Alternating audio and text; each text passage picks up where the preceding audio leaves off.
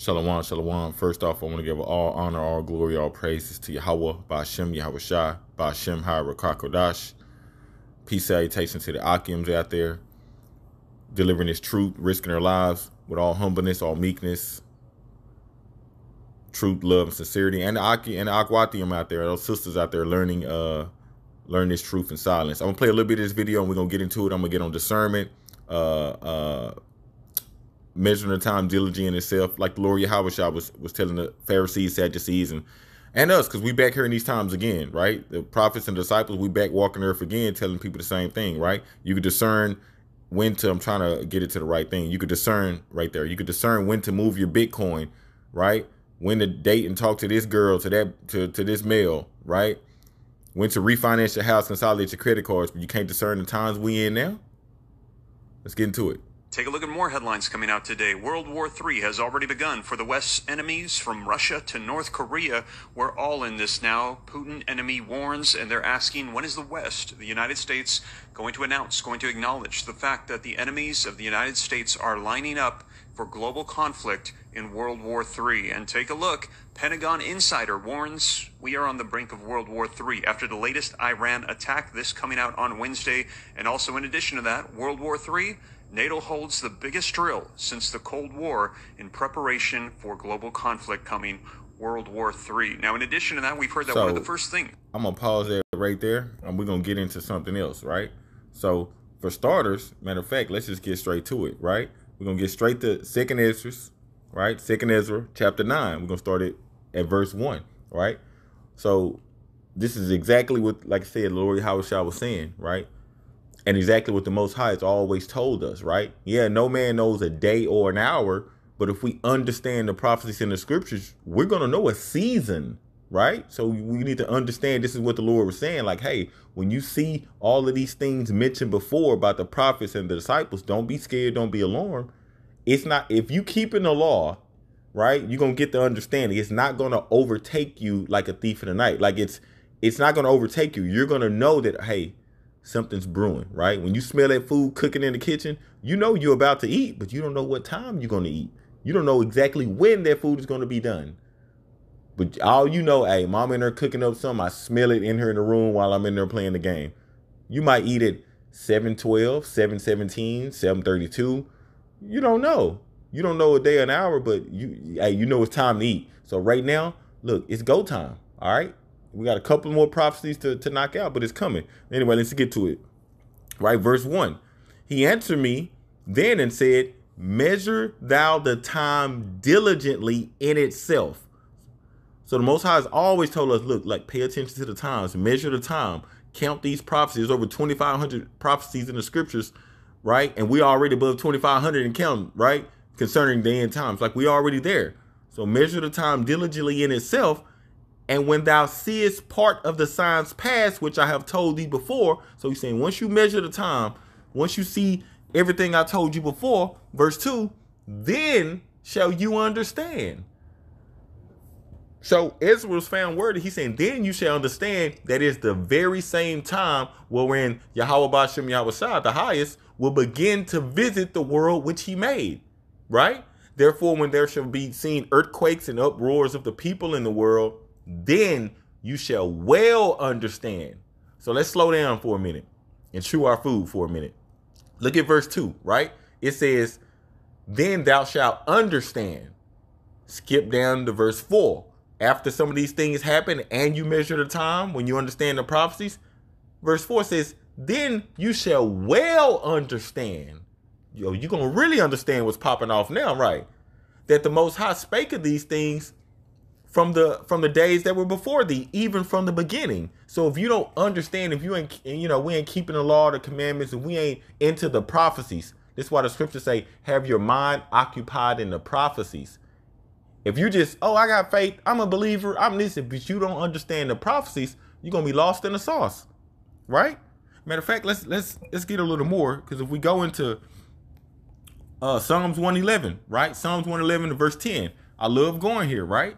Psalms 111 and 10. So it says, even when we were in Ezra, it says, then you gonna understand. The only people to understand are those of us who are keeping the law. The priests, prophets, disciples of Yahweh Bashem Yahweh Shai. That's who you get the understanding and the teaching from, right? Verse 10. The fear of Yahweh is the beginning of wisdom. A good understanding, so a good understanding of the entire Bible, the prophecies, right? Our history, everything, have all they that do his commandments. And he ain't talking about the 10 commandments. He's talking about all the commandments, right? His praise endureth forever. So in order to have a good understanding, right? Back in 2nd Ezra chapter 9, right? Verse 2, verse 4, in order to even get that, we must be keeping the law. That's the only way we even get understanding. The only way we have any wisdom, right? The fear of Yahweh is the beginning of wisdom, right? The only way we even get that is by keeping the law. Matter of fact, let's just get that. I wasn't finna go there, right? Deuteronomy chapter 4, right? Verse 6, right? Well, actually verse 5, right? Behold, I have taught you statutes and judgments. These are all the commandments. They're statutes, judgments, ordinances, etc. I've taught you statutes and judgments, right? Even as Yahweh my power hath commanded me, right? That you shall do in the land whither you go to possess it. Keep, therefore, and do them. He didn't say keep and do them until the Lord died on the cross and you ain't got to do none of this no more. No, you keep it and you do it. For this is your wisdom and your understanding. That's how we get wisdom, knowledge, and understanding, by keeping the law first. So if we don't keep it, we're not going to understand the times that we're in right now, right? Now I'm going to go forward because I want to get back to the point at hand, right? Measure the time diligently in itself, right? Matter of fact, what's that? Matthew 16, right? Exactly, right? Verse 2, right?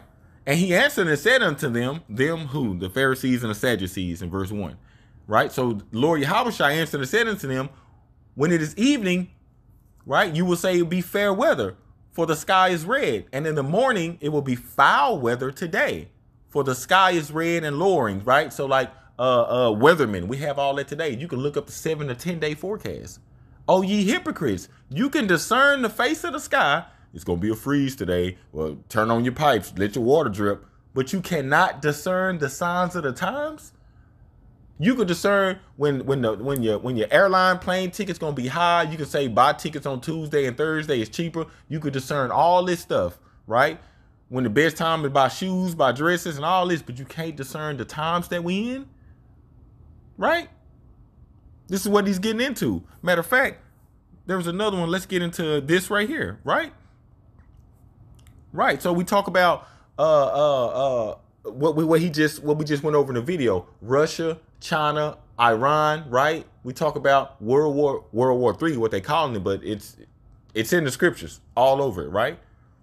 So look at this, even Israel, right? They're well, let's see, what's his name? They're Netanyahu, they're I don't know if he's their president, prime minister, whatever they call him. Yeah, they call him the prime minister, right? Look right there, right? He's admitted, like, who said we not attacking Iran? We are attacking them. We attacking them directly, right? And all this is in the scriptures, right? You got the Medes, you got Gog and Magog, you got Russia. This is what's going on, right? Matter of fact, I wasn't even finna go into that part, but let's just do it. From the video we just read, right? We'll go to Revelation chapter 20. Let me get up in there. Revelation chapter 20. I'll just get straight to it. Verse 8, right? And shall go out to deceive the nations, right? Which are in the 4 quarters of the earth, Gog and Magog, to gather them together to battle, the number of whom is at the sand of the sea, right? Now, there's more of this even in Ezekiel and in Isaiah, but, you know, for time's sake, if you will, that's talking about Russia. That's what's going on, right? Let's just get it. Let's get it. That's talking about Russia, right? Because he's saying, I think that's in Isaiah. Let's go to Isaiah chapter, the one I want is in 46, right? See, he's talking about Babylon's, the idols and the true Elohim, right? Right, here we go. Here we go. We'll go right here. I'll just get straight to the point. I just want to hit the hot topics, right? Isaiah 46 and 11. No, I'm gonna read all of it. Verse 9. Remember the former things of old. Everybody say we going back to the way it was, but then y'all don't understand or read the prophets or read the disciple, read the Torah, read any of that, the laws, to know exactly what we supposed to be doing. We never left it. We going back to how it was. No, we got to go back to how it was. Why? Because the way everybody living now is not right. We didn't get a pass to live lawlessness. Remember the former things of old, for I am Yahweh. There is no one else, right? I am Yahweh, there is none like me, declaring the end from the beginning. Salvation is only for the Israelites. And from the ancient times, the things that are not done yet, or not yet done. Saying, my counsel shall stand, right? This word gonna stand. The Israelites gonna forever stand. And I will do all my pleasure. Verse 11, calling a ravenous bird from the east, the man that executed my counsel from a far country. Yeah, I have spoken it, and I will also bring it to pass. I have purposed it. I will also do it. It's the Most High's will, number one, to gather all of them together in the valley of Yehoshaphat, right? Or in the Bible, it say Jehoshaphat, right? It's his will to also destroy Babylon. Edom gonna get destroyed too. Don't get it twisted. They all the same bird, just different wings, right? This is what he's talking about, right? Matter of fact, let's break that down, what he's talking about. Let's get into that real quick. Let's get into that, right? Once we get into it, okay, we get right into that ravenous bird. Look what he's talking about, right? Go down to the Hebrew lexicon, right? It's with which a warlike king is compared. So that's what the Lord is talking about right there. Calling a ravenous bird, he's calling a warlike king. They call Putin a war king, a war general. He served in the military, etc. He's going to call him what it says, from a far country. As a matter of fact, let's go back to Revelations, right? Measure the time diligently in itself. Russia telling them, bro, World War III already on and popping. Y'all late. Revelations chapter 16 and 12, right? We go to verse 12, right? And the sixth angel poured out his veil upon the great river Euphrates. You should probably already be looking that up now and see that water, anyway. And the water thereof was dried up, that the way of the kings of the east might be prepared. This is what the Lord is talking about. This is what's coming. He's going to gather everybody down to the valley of Yehoshaphat, right? Let's get back into that. Let's get back into that. I want to go back to Isaiah real quick. Let's go to Isaiah 43 and 5 right here, right? And see, this getting into, it says Israel redeemed, right? Yasharallah redeemed. This is the Israelite salvation. Look, verse 5. Fear not, for I am with thee. I will bring thy seed from the east and gather thee from the west. We scattered, the Israelites are in all four corners, but we're consecrated, if you will, here in the United States. The whole world stood by and watched our slavery, our genocide, our murders, our death, our rapes. They're going to stand by and watch our salvation. That's why it says the smoke going to reach up into the heavens and countries from afar off going to see America burning. You stood by and you joined in, came over here and got jobs. My family's an immigrant. They came here with nothing. Yeah, but they got a grant when they got here, nigga. We ain't stupid. We know that. So you joined in on our oppression, so you're going to watch our salvation. That's how it works, right? That's exactly how it works. So by keeping the law and all that, let's get that in, is that Thessalonians? I think that's Thessalonians. 1 Thessalonians chapter 5.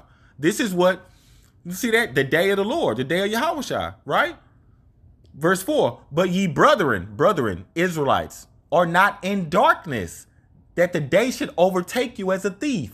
Why? He's going to break it down in verse 5. You're all children of the light, meaning children of the law, because the law was only given to the Israelites. That's why he said brethren.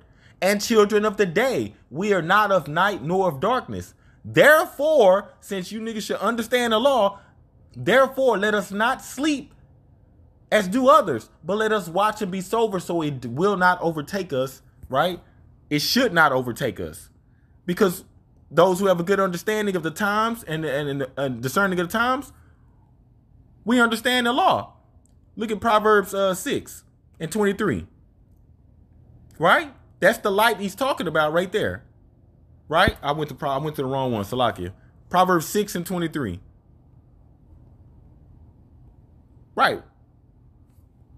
Hold on, Salakia. Let me get that again. Proverbs. There we go. Chapter 6:23. Salakia, right? Man, it's a bunch of meat up in here. Look, right? So what we just read in Thessalonians, that we are of the light, this is what he's talking about. You got to use the precepts. Precepts only mean commandments. The commandments are in the Old Testament. So everybody a Proverbs 31 woman, but Proverbs is in the Old Testament. If the law is done away, you should take Proverbs 31 out your bio then.